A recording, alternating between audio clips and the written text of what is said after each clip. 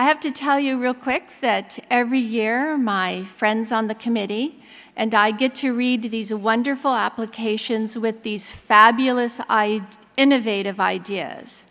And so we decided this year to share some of the most innovative ideas on the ELSO Awards of Applications with you.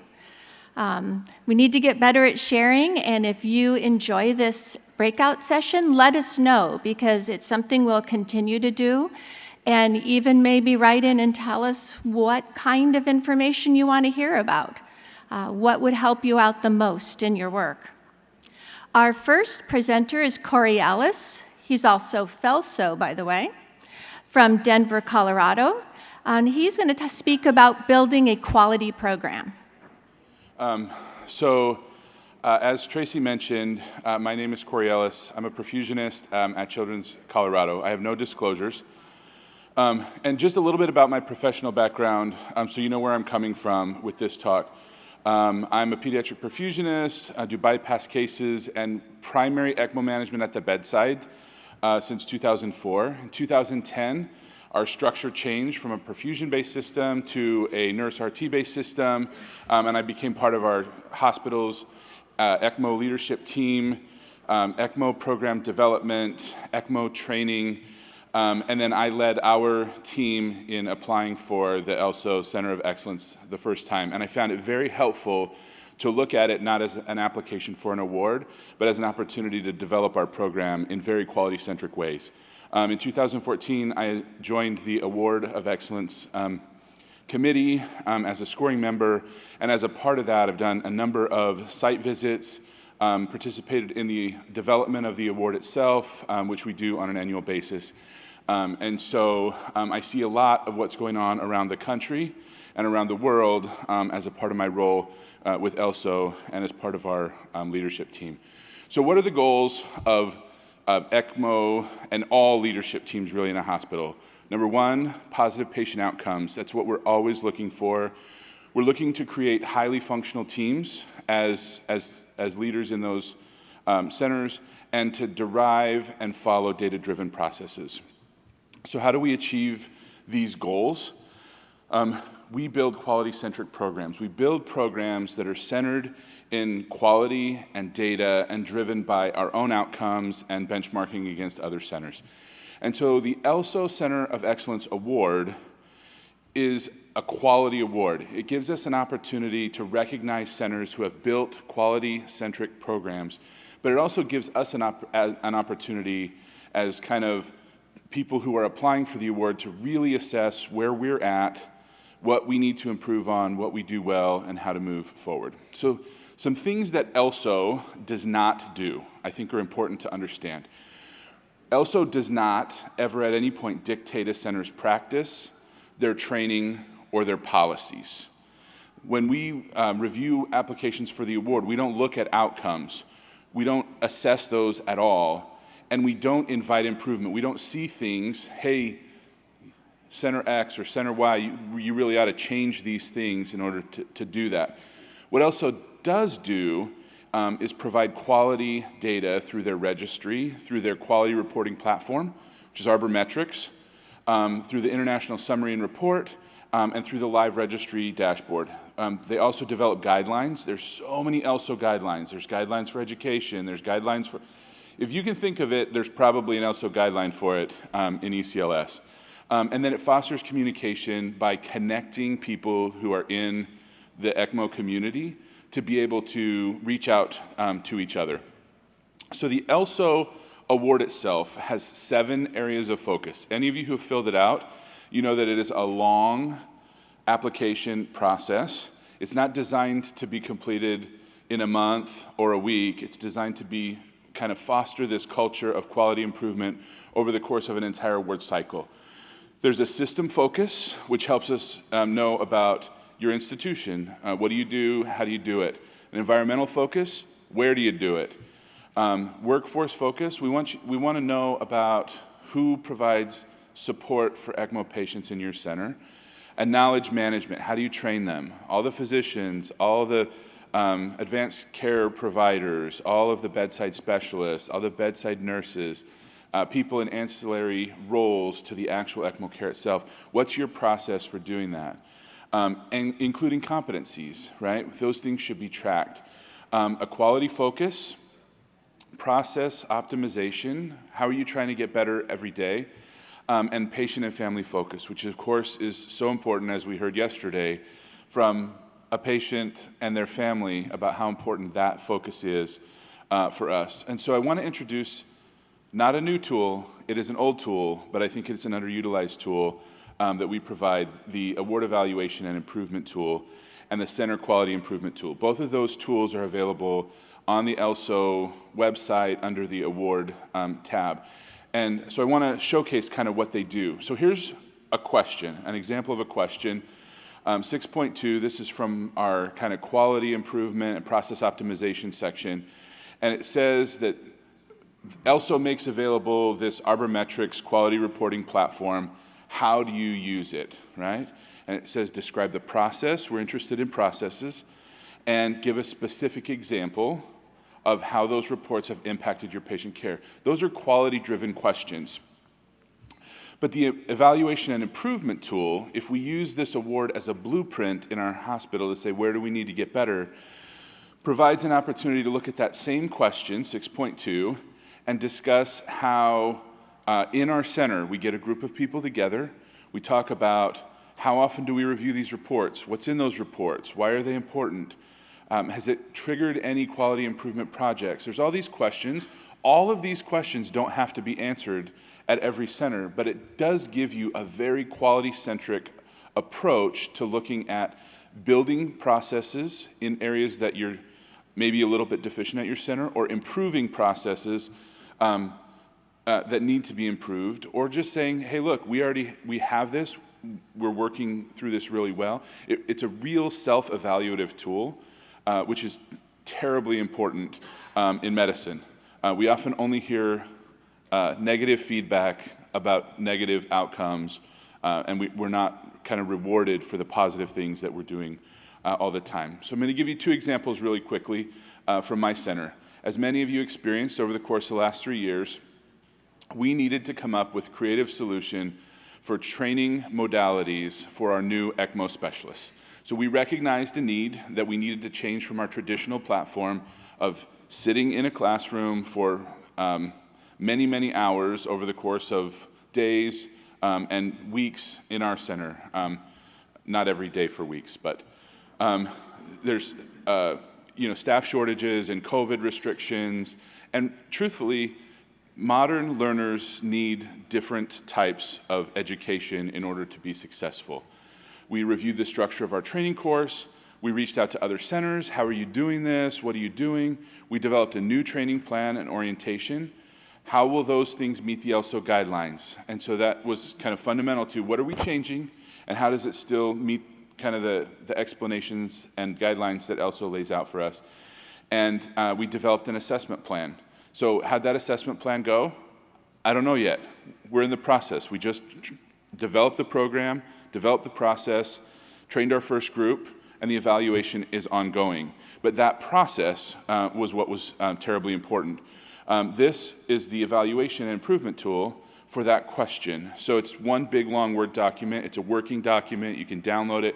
You can use it. But there's all kinds of questions that as we sat down, we were able to look at and say, what's the review process going to be like? How we need to be able to describe exactly what we're doing, how we're doing it, how have we incorporated any new techniques. And so it gives you a place to, in a very structured way, follow up on the things that you're doing, okay?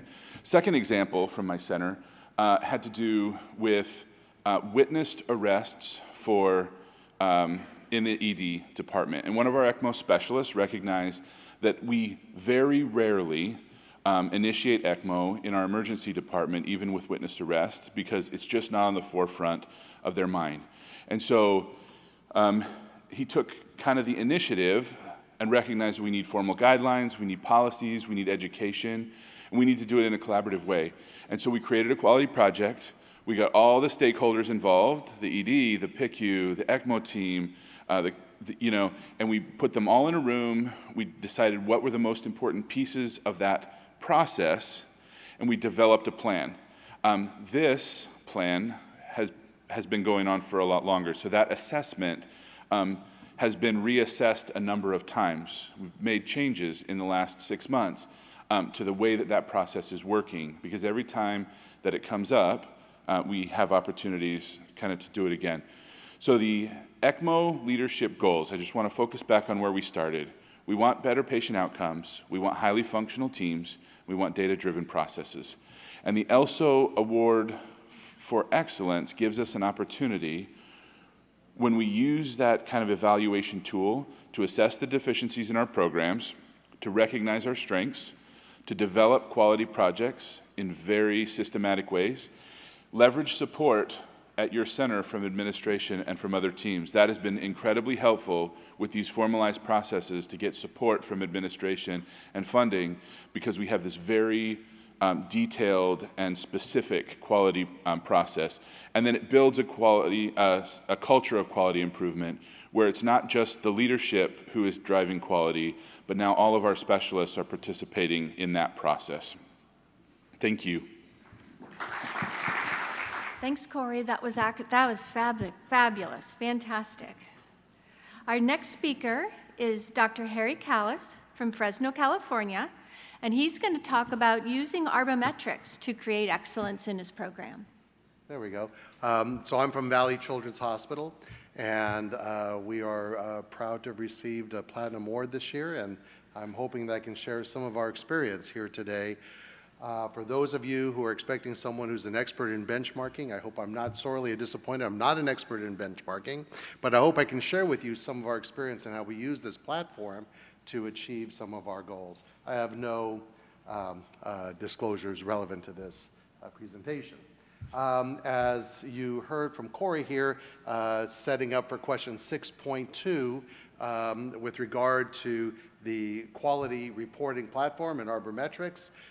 Each center was asked in this last application to indicate how they use this. How do they review these reports? Give an example of how you use this data, and what is your process for this quality improvement activity. And so we used it in a number of different ways, and I'm hoping that you'll get some ideas that might be relevant to your program here.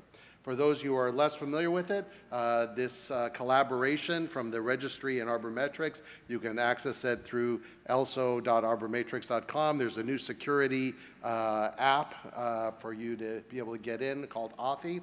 And there's a resource tab in there that has a guide for new users, a training webinar, and a user management quick start guide, which will be very helpful. And you can also furthermore get support through Arbometrics regarding the platform. When you first get on, you'll see a page that looks somewhat like this, and it has already a lot of data on it that you can look at in a lot of different ways. You can also look at this by run mode, look at this by where ECMO is provided at your center in various units. You can look at different study periods. You can look at different intervals that you want to trend data. You can also look at various peer groups involving patient volume, patient age, regions of the country or the world, other centers of excellence, and you can compare combinations of these groups.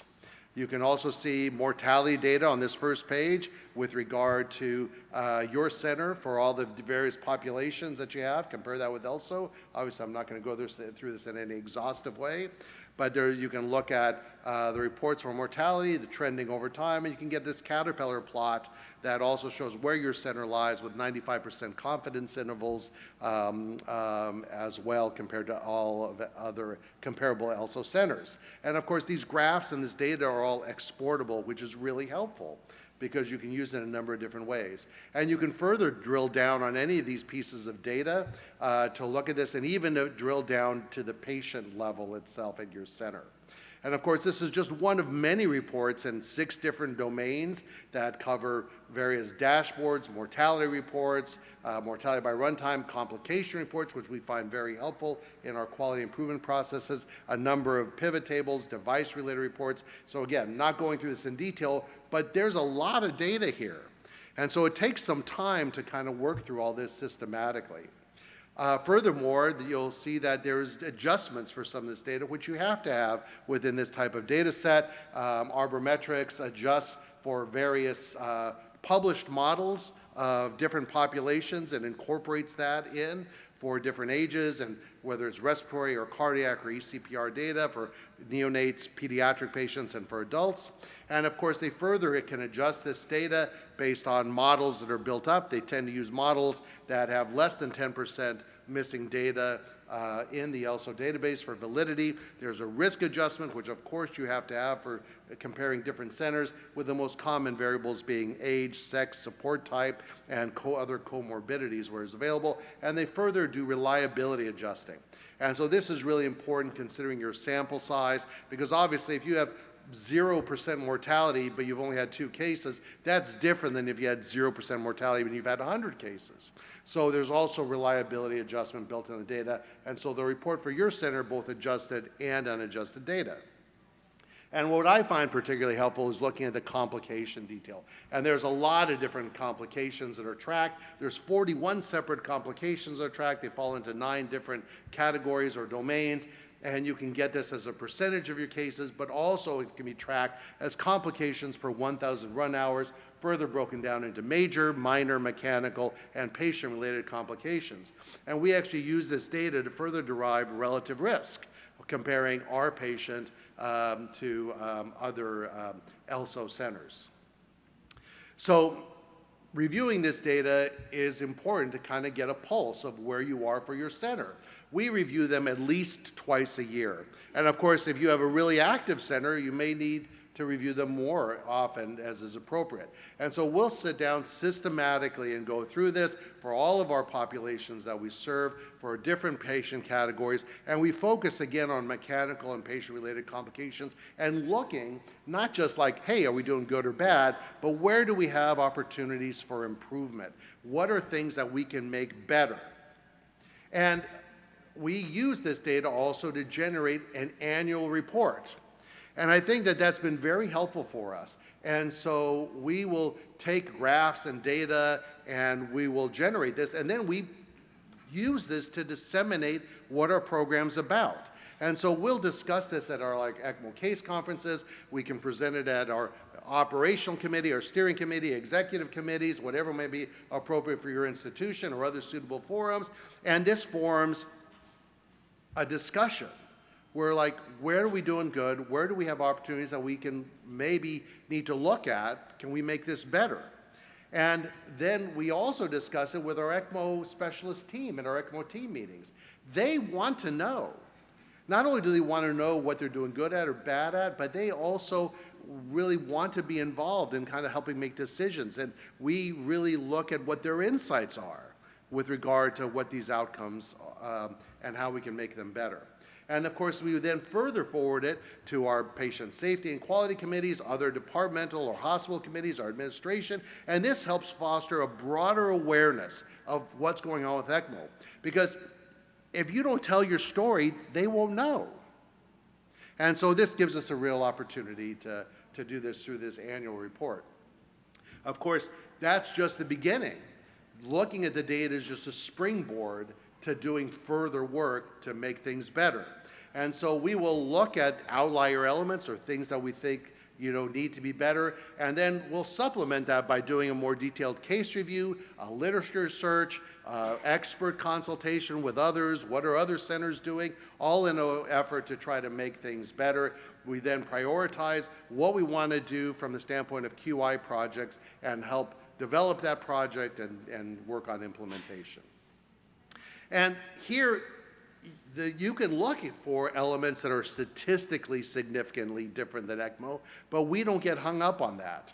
I mean, I don't care if it's statistically significantly different. I know this might be anathema for many, but I just don't like being in the worst quartile or even in the worst half. I want to be in the best quartile, even if it's not statistically significant.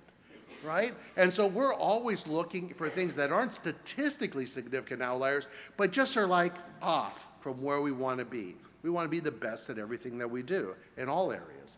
And so we will use that to then, again, look at these outliers, which again are not statistically significant, but just things that are off on one edge that we would rather not be in. And we will look for potentially modifiable risk factors through our case and literature review. Again, knowing that someone's age as a risk factor is not helpful. I can't change their age. They're going to come and be the age they are. So we'll look at modifiable risk factors, for example, like rate of PCO2 change as related to CNS injury after initiation of ECMO. That's a potentially modifiable risk factor. And as a matter of fact, that's one of the projects that derived from the data that we saw. We saw that we had a higher risk of CNS injury than what we wanted. Again, not statistically significantly different, but just not as good as we wanted to be. And we looked at what modifiable risk factors we had, and we noticed that we had PCO2 change that was pretty fast in some of our patients after an ECMO initiation, not just over the 24-hour period, but over the few-hour period. And so that became the basis of at least one of our projects that we worked on. So we look for modifiable risk factors. Obviously, if there's guidelines or prospective data, that's most useful, but those aren't always there, at least not in the detail that you want them to be. Most of the data is from database or retrospective, which isn't as helpful, but still kind of informs you in the kind of decisions you want to make. Then you determine what approach is best for that. It could be PDSA cycles or other types of quality improvement. You need to educate your team and other people that are available, and then monitor process data and outcomes on the way. And most importantly, learn as you go. Don't be afraid to change. When we were looking at some of the process data, we changed like every couple of months the process just to kind of continue to improve it in a rapid cycle of improvement. And of course, there's many other uses for this registry data that we have found. You can use it for querying specific questions from various individuals. This information is also very helpful to prepare reports and presentations for your organization and to help advocate for your needs for your program. Also for educational processes, these graphs and data are really easy to download and export for educational processes. And I can't understate this as a motivational tool. People want to do good. They want to save these people's lives. And these type of data can be helpful for them to see how they're doing and the progress that they're making because they want to do well. So just some examples from our annual report, and our report's long, but just you can see we kind of do stuff like this where we show like our mortality data and over time. We'll look at individual patient cohorts in our report. We'll look at our runtime and outcomes for different runtime. We look at a caterpillar plot of where we are on mortality relative to other centers in ELSO. We will look at our complication detail, both cumulatively and trending over time, and for subcategories. We'll look then at breaking this down, and this is not all the complications, but this is like just some of our pediatric data, not our neonatal others, and we'll look at not just the absolute difference, but also calculate a relative risk, and look at individual things, and where are the themes that we see? Where are the things that we can improve on as we kind of drill down? And this and a lot of other things are in our annual report that we generate.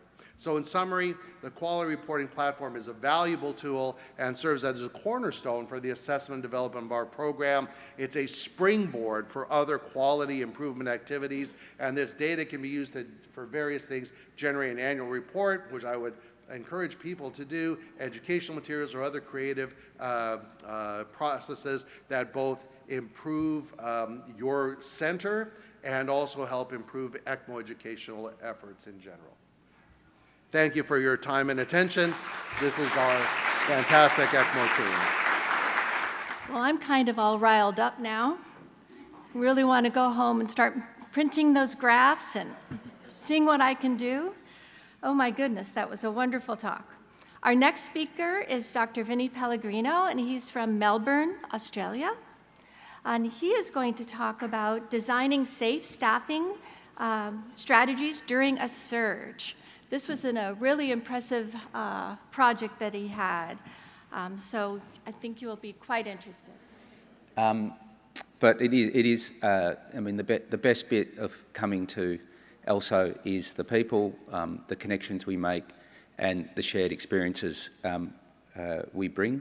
I'm just incredibly grateful for all the reception and welcoming that's been offered to the team and to me. So thank you very much, everyone, and the award was very special. So this is really a question about how we coped with staffing and equipment requirements during the surge of COVID. And I think it will come down from the last talk a little bit, so we'll just see. First thing is, where is Melbourne? It's in the southeast corner of Australia, and in my view, maybe not the heart of Melbourne, but at least one of the ventricles is the MCG. It's that sporting arena right in the centre of town. It's a big sporting town, a bit like Boston.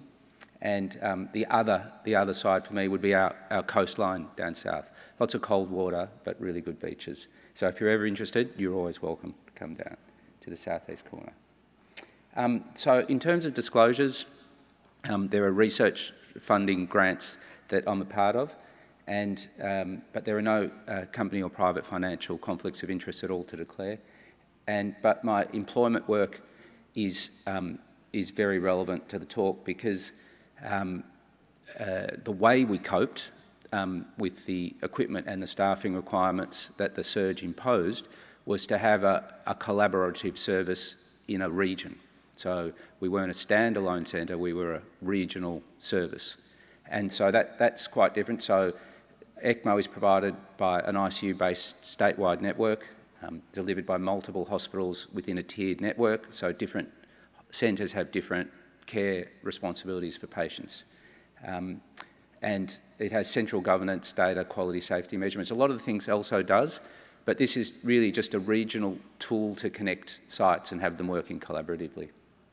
And we have a database that is built to harmonise with ELSO.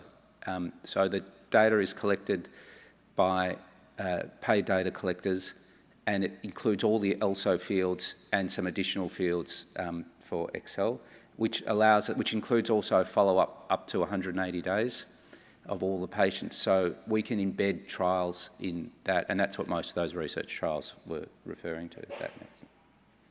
So this wasn't set up to deal with COVID, and not many times do you hear the examples that health systems were ahead of health problems.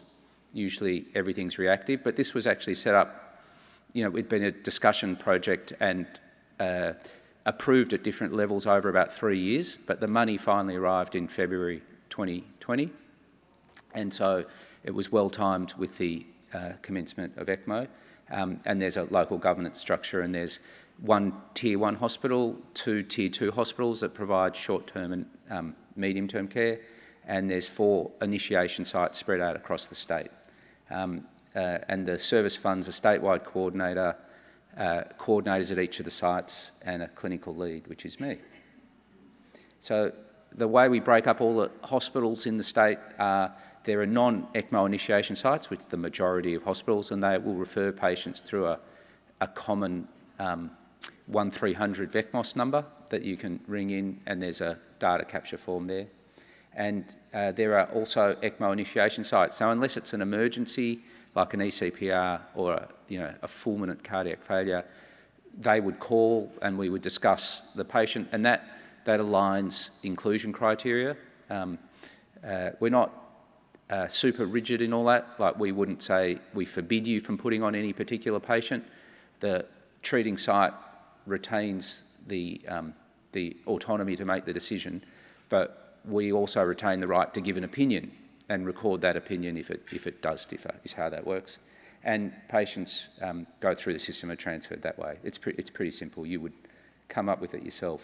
Because there's not a lot of VV, there's only one VV hospital that we have to do. There'd be barely 20 or 30 cases outside a pandemic like we had. There's not usually very many cases, and so all VV traditionally just comes to the one site. And there's usually plenty of time to move a VV patient in. So the purpose of it, and we've heard talks here about equity, is to standardise ECMO care for all patients referred in Victoria, so that you're not getting wildly different practice at different sites. To have a selective application of ECMO, we think a really big part of our job is not applying it where it is unlikely to deliver healthcare benefits. We want timely, accessible care. We want trained and accredited staff to provide all care. There's a lot of people who have never done any ECMO training that may cannulate, and And aligned specialties, I think, still do need some education to provide ECMO.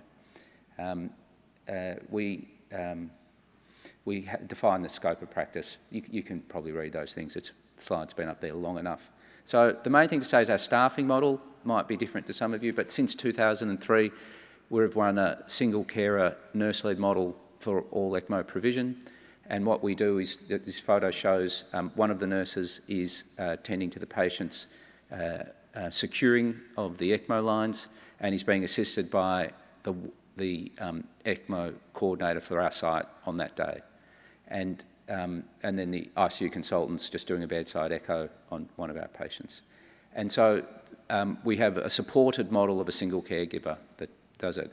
It's good in that, you know, at the time of writing this response, we had no one on ECMO, so in the whole department, but all the beds were full of other people and the staff were doing other types of patient care. So it's flexible. So what happened in COVID in Australia was different. You can see there was a fairly rapid change in case numbers as we went along. And interestingly, these were the two bumps that had all the ECMO activity in them. You can see how they relate to cases. And that square indicates when we had 80% of the population double vaccinated, and there was pretty much no more ECMO. So that's the same case number curve in red and the mortality curve accompanying it in black just below it.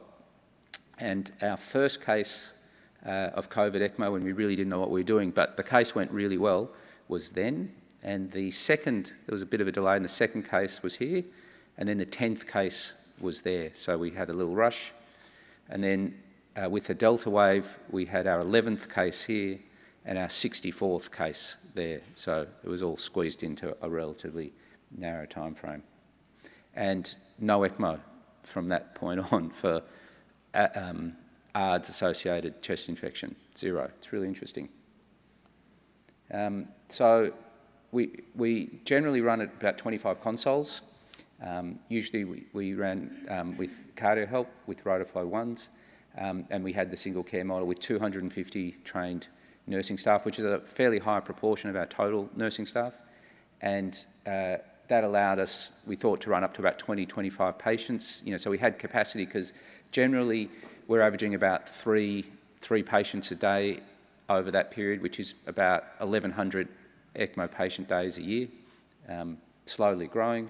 And when we're really busy, it's a peak of 13 patients at a time. It's mixed respiratory and cardiac support. And it kind of interfaces with all the ECLS modalities. There's temporary VADs and BIVADs and things as well.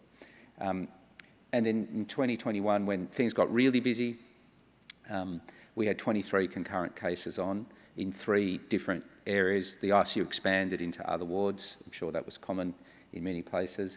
And we also started putting some patients into the Tier 2 sites just to, didn't seem to be, because we didn't know how big the final number of cases would be. So, you know, the most experienced second-tier sites started taking cases, and we remained in communication with them. The government funded, we were really worried about equipment, and it was hard to get equipment during that time, I'm sure you know. We got funded and arrived mid-pandemic 10 new Rotoflow 2s, which had a different, you know, operating system, so we needed to roll out training specific to that in the middle of this. But it did allow our circuit numbers to go up to in the 30s, which was really important because we spread out over different regions. And we also had loans from interstate and other hospitals for capacity, which got us through. We had to train a lot more people during that time, and we actually couldn't always staff all the patients. So 2 things that happened was we ran 6 additional training courses, but of course if you ran training courses during COVID, you would realise that you can't do it like you used to do it. We had to move all the training to the didactic forms of training to online modules, which was a silver lining. It went really well. People enjoyed that, but we had to run really small group sessions, which is why we had to run so many additional training courses. So it was a lot of work for all our teachers and educators to have to train new staff up. But in the meantime, we actually ran care through bedside staff that had not completed their training. So they actually provided care with the support of other ones, and that actually went really well. We generated a lot of interest, and care we didn't think suffered. So it was an amazing thing. And in 2022, we've had virtually no respiratory ECMO at all, which is just fascinating. And the contrast is stark. If you look at this, so we had patients, we had 16 of our cases come from those ECMO providing sites. We had 12 from the initiation sites, and we had 26 cases initiated at Tier 1 and Tier 2 sites. So people at risk were generally funneled into those sites at the beginning. We were busy over those 2 periods. And if you look at the total, so for a service that usually does about 1,100, 1,200 ECMO days a year, we provided, the state provided 2,500 just for COVID patients over that time. So it was incredibly long. But the number of patients was only 64. And that's because they stayed on support for a long time. These are just the Delta patients. So each patient is a dot, and the first Delta patient's on the left, and the 54th Delta patient's on the right. And the ones that lived and died on ECMO are indicated by green and red. You can probably guess which is which. And the dotted line is the average time on support, which was 41 days. So it was really, extended care for so many days for these patients, which was a huge clinical effort by the whole team to do that. And it required cooperation with other sites to share their patients, to help with delivering the care and to share their equipment. So we thought it was a really effective model because we achieved high successful weaning rates. We had only 2 patients dying despite successful weaning at the end of it. And we achieved the same outcomes at the Tier 2 site as the Tier 1 site through accommodation. We didn't run out of gear, which was a bonus too. So that's pretty much all I was going to share about that. I really am indebted to the health services of the state. I think it is rare that governments identify and are mature enough to see these needs and address them with adequate funding. The real heroes of this, I think, are the other sites, because it's much easier to be the receiving and the leader site. It's much harder to work within that framework from the other sites. We appreciate that. We try and work collaboratively as much as we can. And all the staff that provided the care was just fantastic during that period. The medical device suppliers really did bend over to help us so much, and that was great. Interstate colleagues for the equipment they provide, all our education staff, and thank you to the committee, Trace and Michelle and others, for running this award. I think it's a really fantastic thing to run, not just for the recognition, which is wonderful, enjoyed, but because it's an audit process. So we do leave our homework a little bit to the last minute, but what it does do is it audits all the activity. We spend all our time addressing needs as they arise, and if you keep a tab of those needs as you go through, it does make doing this process much easier, because you can say, no, we did that, and the questions are great because they elicit all the work you've done in the time. So thank you for all that. That's all I have to say.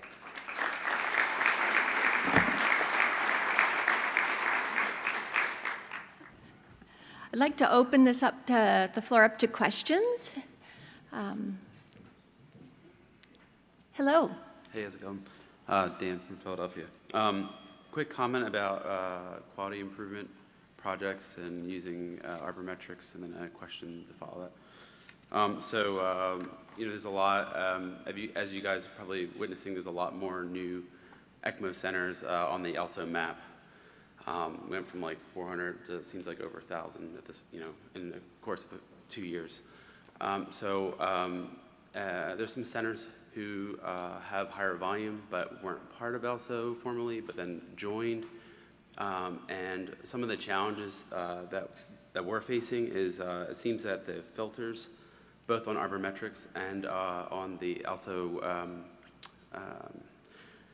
website, are a little bit challenged, probably just due to programming.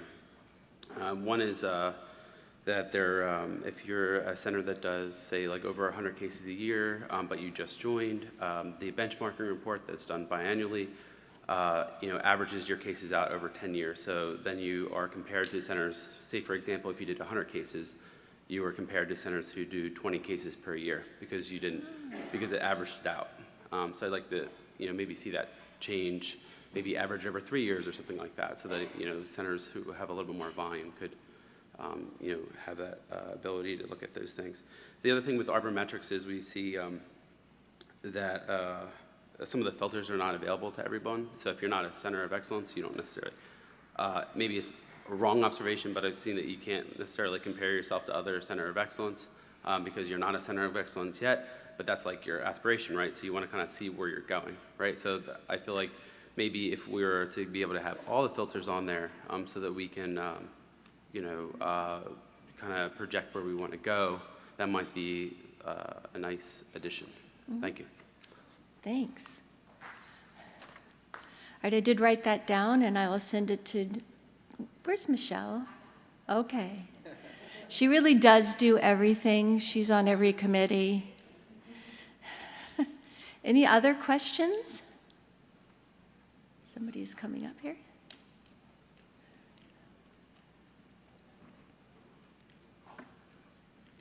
Hello. Hi, I'm Hitesh Sandhu from Labana Children's. Been through the Center of Excellence process multiple times.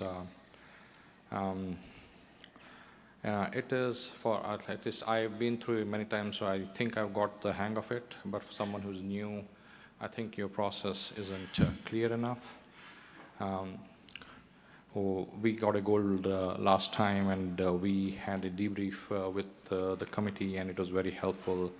And now we know where we are deficient. But for the more and more centers who are applying, I think looking at the form, it does not give you enough granularity of what you're looking for. It gives you hints, but not really details. I would suggest that the committee should work into making your process more granular, more transparent, so that people know what you're looking for. Because what you're trying to achieve is develop everybody's quality to where you want it to be. Yeah. And if you don't tell them where you want it to be, really, they can't meet those. So I would suggest that you need to make it more granular, your application process, and your scoring process can be improved. And I think it's a very good process, and I've used this to improve the quality of my program. I think it's a very good process, but I think you can help us make it even better. I totally agree, and I bet my other colleagues also agree. And we spent time with the website developer just a couple of days ago before this conference started to see what we could do to split out the data better and provide more information to each center. So that is something that we're doing. And the other thing we did was go through the application, every question, and make sure that it was very clear what we were asking. So I think that will be very helpful. And the other thing I can recommend is the document that Corey was talking about. Do you mind talking about that document that you use every time? Yeah, so I just think it's important to point out that often we hear feedback that our application process is not transparent enough. And so we, as a group, build quality projects to be able to make those things better. But I do want to always point out, every time I talk to somebody on the phone or by email or whatever, I tell them two things. I say, first, this is a blinded process. So we don't know who you are, and we don't know anything about your program that you don't tell us. So if you don't tell us, we don't know. And so when we start with that foundation of if you don't tell us, we don't know, you should know that you should be very detailed in the responses that you give. And then the second part of it is, instead of including those in the actual questions, we've provided supporting documents with very clear guidelines about what specific things we're looking for in quality projects. And so as you go to that assessment tool and you sit down, you critically assess your own program, you'll find a mechanism to be able to recognize where you're deficient and where you're doing okay. But absolutely, we appreciate all of the feedback and the opportunities that we have to improve the award. Yes, we try to make it better every single year. May I say something? So I'm not a member of the program committee. I'm not a member of the application committee. I've gone through the process the same way probably all of you have. And so back when we got a silver level award, we had established an ECMO Center of Excellence application subcommittee, if you will. And so we started working on that worksheet 3 years ago plus. I mean, for us, it actually became more of a living document, something we re-looked at to kind of chart our way along the process, not just, oh, this is the year we have to apply. And so I find that very helpful. And it's also, it's not prescriptive. It allows you the latitude, I think, to be creative and to tailor these quality improvement measures to what is true for your program and your population. At least that's the way I perceived it along the way. So I think that transformation to a continuous process rather than an intermittent application process was most helpful for us. Yeah, we visited, and I'm going to get to your question, we visited a program in Chicago, I think it was Lurie, and the coordinator there had, you know, those notes that you can stick up on the wall, and the main questions that needed projects and a lot of work were all listed there. And the teams were instructed as they did their work and they had their committee meetings, they added it to the piece of paper under that question. And that's how he helped his team keep track of all the things that they were doing to improve their program in one place. Because unless you sit down with everybody, you're missing information. So that was very clever, I thought. And that was at a site visit on a year that they had received the award. So they had applied, and this site visit was for that award cycle, and they were preparing for their next award cycle, which was 3 years in the future. Good morning. My name is Tony, and I'm from Houston Methodist Hospital. I'm an ECMO specialist. We are working on applying for gold or platinum. When we actually do the application, are we going to indicate if we are applying for gold or platinum? Are you going to be designating the gold or platinum? No, you just apply for the award. It's through the evaluation of how complete your award is and where your points fall, whether you're designated a platinum. When you look at all the scores together, they follow a normal distribution. So we take those centers that are kind of out away from the normal distribution, and those are the platinum centers. Thank you. Well, I do have a question. Let's see what time it is. So Corey, for you, how long would you say it took you, added hours, to fill out your application? So that's a really challenging question. My son, I have an 18-year-old son, and he has coined the phrase procrastinachieving. And so he procrastinachieves everything. He probably learned that from me. I think Vin mentioned that he likes to put his homework off a little bit too. The very first time that we applied for the award, I anticipate that amount of time and effort and energy into filling out the award was close to 100 hours, but that wasn't the time that we spent in meetings, discussing projects, developing quality initiatives, and things of that nature. As time has gone on, that process is less because so much of the things don't change. So your second cycle or your third cycle, those processes are faster, but the quality projects end up taking a little bit more time. I would anticipate at least 60 to 80 hours of time and investment into creating detailed and specific responses to all of those questions. The other thing that I would add as a reviewer, we can tell the procrastinachievers because when they get to the end of the application process, we can tell that you're tired. Yes, we can. So give yourself enough time over a few months, even if you only work on it a little bit here and a little bit there, and it will help significantly. Or you could trick us by filling out section 7 first and just be tired in another section, and we wouldn't think that. I have a question for Harry. Have you ever used any of your Arbometrics graphs and data to get funding for your program?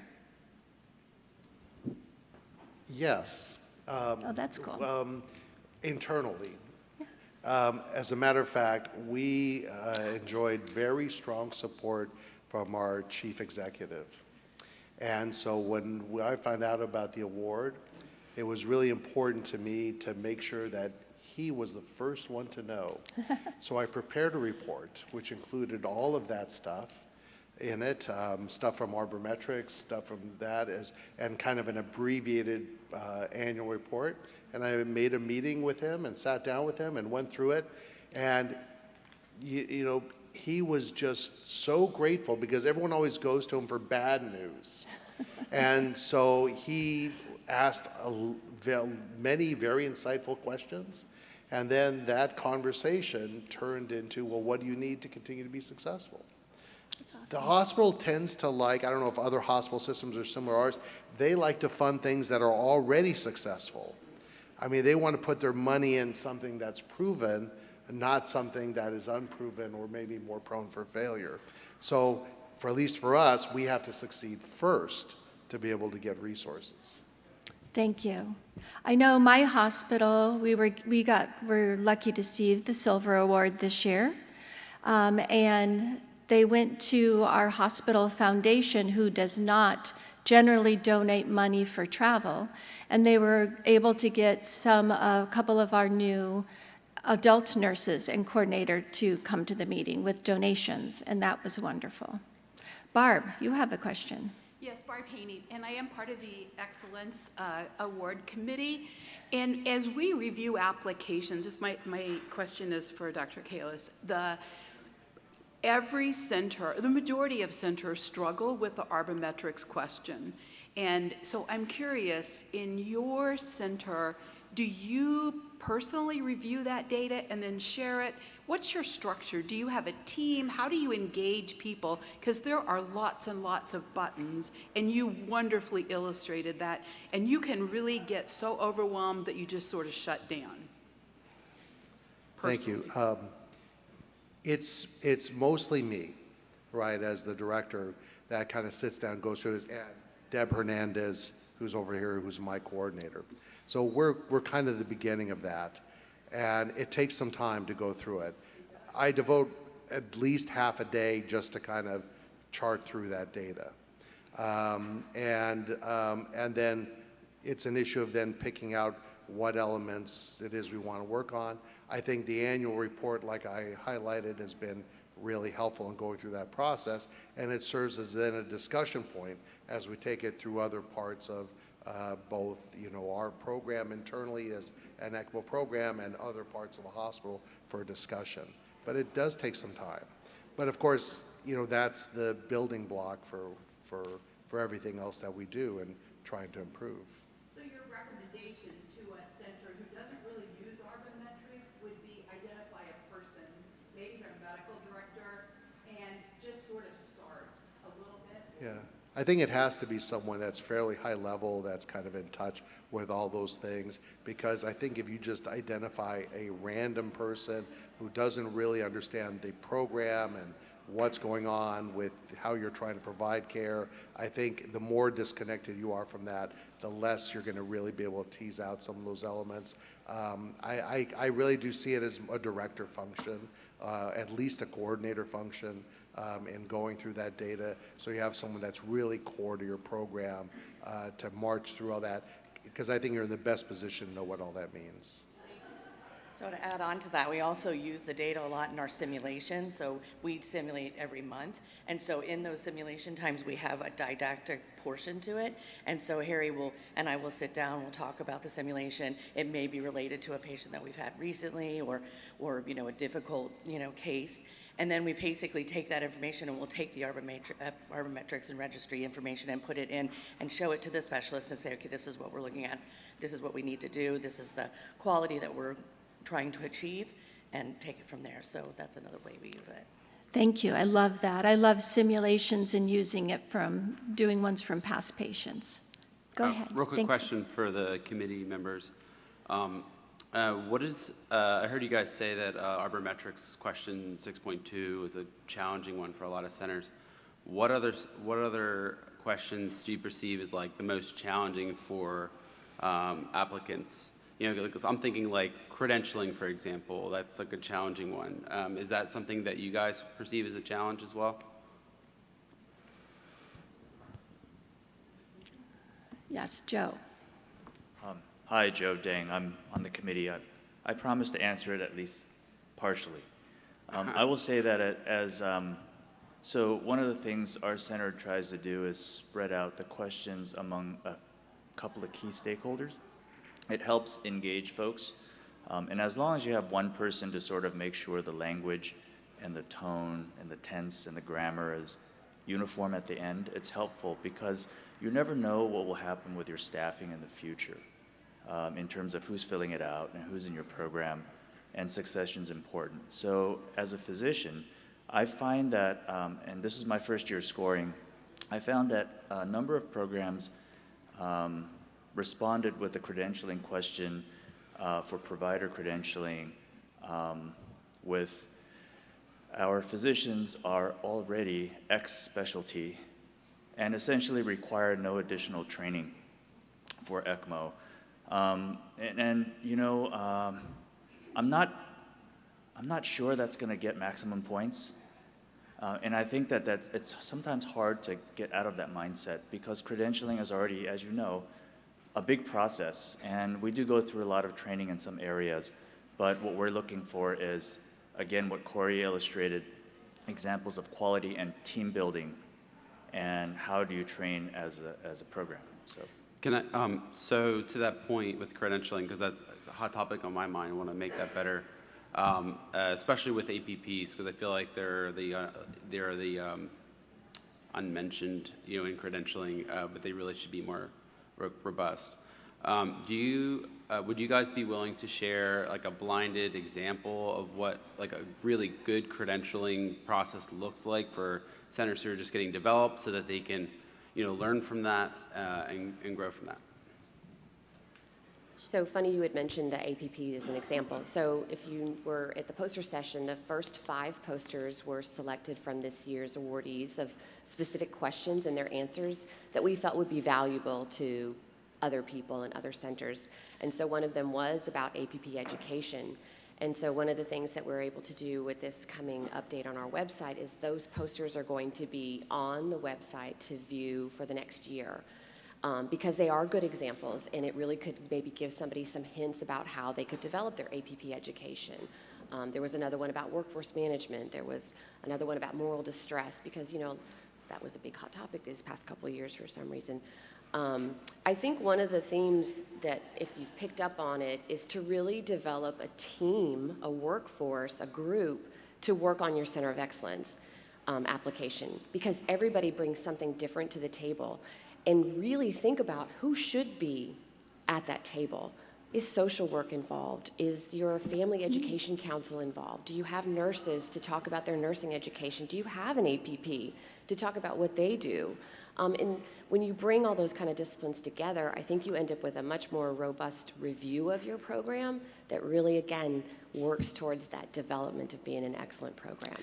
Yeah, I'm going to give them an example. We've had folks who said, the question is who is your ECMO specialist, and how do you identify them? Oh, well, they're perfusionists and they have to do 40 hours of continuing education, and that's that. And so when you go and visit that site, you say, oh, so do they just come in off the street? They're like, no, we interview them. They mentor on ECMO cases. They have to go to the ECMO class. They have to do 6 primes before that they can do a prime on their own. They have to, and they go through this amazing list of things that they didn't think of when they filled out the award. So sometimes if you have a team, you hand that one off to the perfusionist because there's probably things that they have set in their job description and their education and training that they do, but you may not be aware of. I would also just add that often we are asked for examples.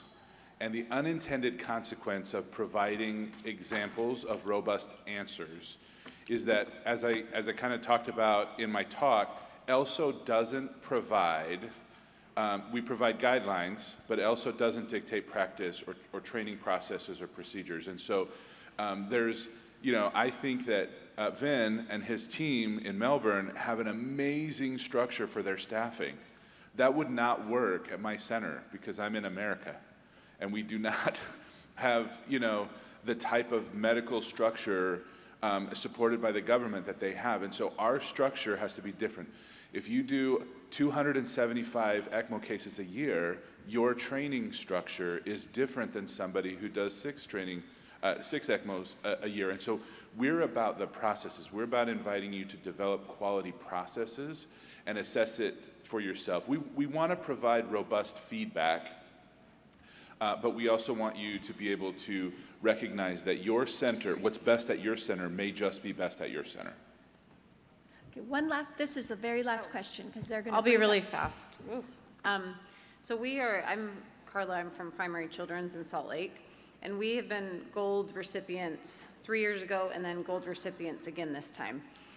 And I feel like our first application was really good, but our second application was much more comprehensive, and we got gold again, which is fine. But I'm curious, the only question I feel like we're sort of deficient in is the one where it asks about physician involvement at ELSO. And I wondered if you have any recommendations, because I feel like all the other examples you've given, we're doing all of that and then some. So anyway, do you have any feedback on how to get more points in that area? Yes, so yesterday morning we all sat at a breakfast and the steering committee members, and we described what we were doing and we asked for volunteers. So I would certainly see if your physician could contact Janelle Janelle. I'm really bad at pronouncing names. On the steering committee. To fill out an application to volunteer on a committee. It's wonderful for so many reasons. I've learned so much being on the steering committee, and I've learned so much with having that opportunity to talk to a lot of folks. And it has been brought back to my own personal center 100 times what I have had to put out to be on the steering committee, not put out. Belong. I will say one thing as part of a marriage of these last 2 questions. There's a handful of publications that have come out about various ideas around credentialing of physicians, and I think that's an opportunity at our center where we have some opportunity for improvement. When we have physicians that come, even if they're fellowship trained, have done ECMO form, we have an orientation program that we still put them through. And then that becomes part of their initial credentialing. But we are looking at, we haven't implemented this, but looking at having some criteria-related re-credentialing. We haven't done it. You can imagine it's pretty political. But that would include things like participating in simulation, participating in ECMO meetings 1 every 3 years or 4 years, something like that. You know, just something, obviously we don't want to set the bar so high that we have people falling off the recredentialing wagon, but some type of criteria-based recredentialing. And for those of you who work in a lot of hospitals, we don't have very many things that are criteria. It's like how many cases have you done, but rarely does it go beyond that. And so we're looking at that in our center as a way of improving quality and also kind of engaging our physicians more, and in a way asking them or mandating them, a combination of both, to participate more in education around this area. I just wanted to make a comment, I think it's off, about scoring. So one of the things that we hope you would do as you apply through different cycles is that you actually compare your score from cycle to cycle. So for example, primary children's, you know, what did you score 3 years ago and what did you score this time? Because being gold should not be punitive. If you have gained 150 points, 200 points, that's a lot. And you should be really proud of that increase in score.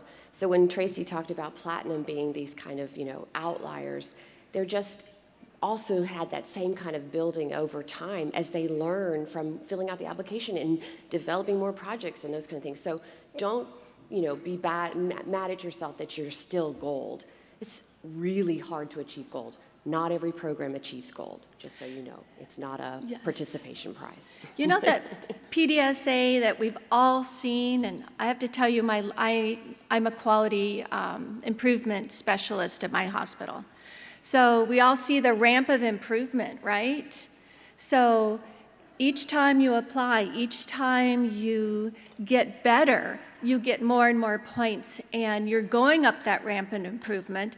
And we would love to give everybody platinum. We would love everyone to be operating at that level. So we look forward to that happening. And thank you very much for coming today.